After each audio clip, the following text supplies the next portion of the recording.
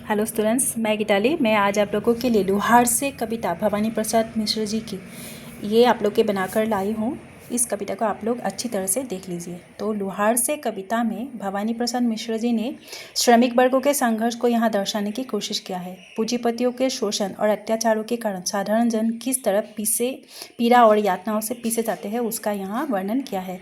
इसलिए ऐसे साधारण लोगों की सहायता करने के लिए वो लुहार से गुहार लगा रहे कि तुम इस तरह से अस्त्र बनाओ ताकि साधारण श्रमिक पूरी तरह से सुरक्षा में रह सके।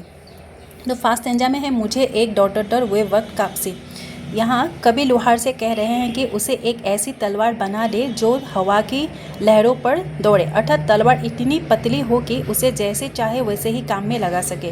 तलवार की धार ऐसी हो कि वह श्रमिकों के हर काम आसानी से वह कर पाए और उसकी तरफ पड़ने वाली बुरी नज़रें वालों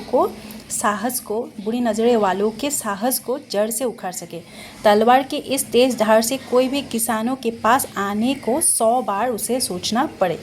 कभी लोहार से प्रश्न करते हैं कि तलवार की लंबाई कितनी हो सकती है। वो प्रश्न करते हैं, फिर सोचकर वह खुद ही बोलते हैं कि गेहूं की पूरी फसल गेहूं के दाने सींचने से लेकर गेहूं काटने तक जितनी समय लगती है यानी अवधि होती है, प्राय उतने ही लंबे होनी चाहिए तलवार को, ताकि गेहूं की पूरी तरह चारों तरफ से वो संरक्षण कर सके और मजदूरों के आवश्यकता अनुसार पूरी फसल अदा कर सके। तलवार इतनी लचीली या पतली हो कि उसकी गति सर्पिली सी हो जाए।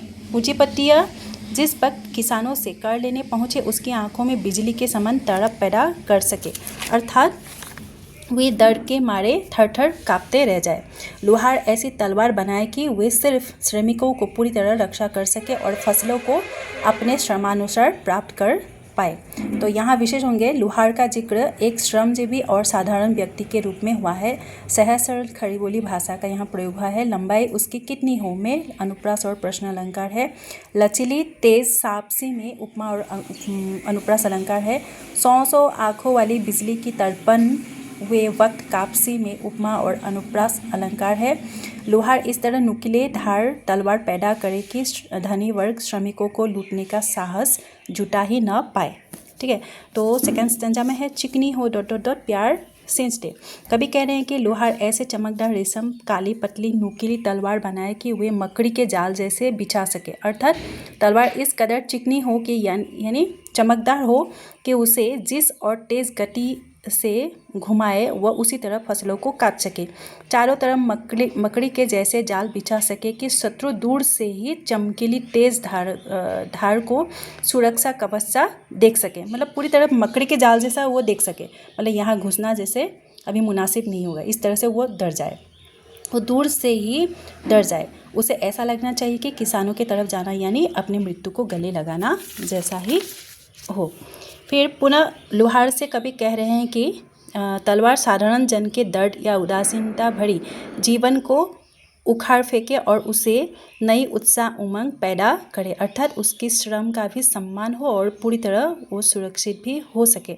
जो पूंजीपति वाले गरीबों के श्रम को तो सम्मान न करते हुए उस पर कर के नाम पर यानी टैक्स के नाम पर, जो कर के नाम पर नाजायज़ फ़ायदा उठाते ना, नाजायज़ फ़ायदा उठाने की कोशिश करते हैं, ऐसे बहादुरी को मतलब जो पूंजीपति वालों में जो बहादुरी होते हैं, जो हिम्मत दिखाते हैं, जो गुस्ताखी करते हैं, तो ऐसे बहादुरी को वो चकनाचूर कर दे।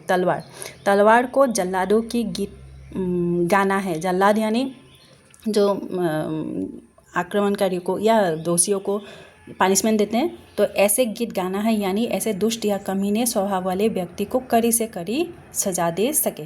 तलवार को इस तरह शक्तिशाली हो कि उसकी पकड़ एक चित्र सा खींच दे, अर्थात साधारण श्रमिक के हाथों में तलवार पकड़ने से ही उसमें ऐसी अदम्य शक्ति का आगमन हो कि शैतानी ताकत वालों के रीढ़ की हड्डी हमेशा के लिए टूट जाए। तलवार माँ की भांति अपनी संतानों के लिए जिस तरह समयानुसार माँ काली भी बन सकती है, तो उसके लिए प्यार भी सिंच सकती है, अर्थात तलवार माँ की भांति श्रमिकों के चारों तरफ सुरक्षा कवच बन जाए। इस तरह से वो लोहार से गुहार लगा रहे कि तुम ऐसे अस्त्र बनाओ। तो यहाँ विशेष में होंगे, लोहार को समयोपयोगी समाज के लिए अस्त्र बनाना है। तलवार और श्रमिकों का संबंध माँ पुत्र का सा है। यहाँ भाषा सहज सरल खड़ी बोली का प्रयोग हुआ है।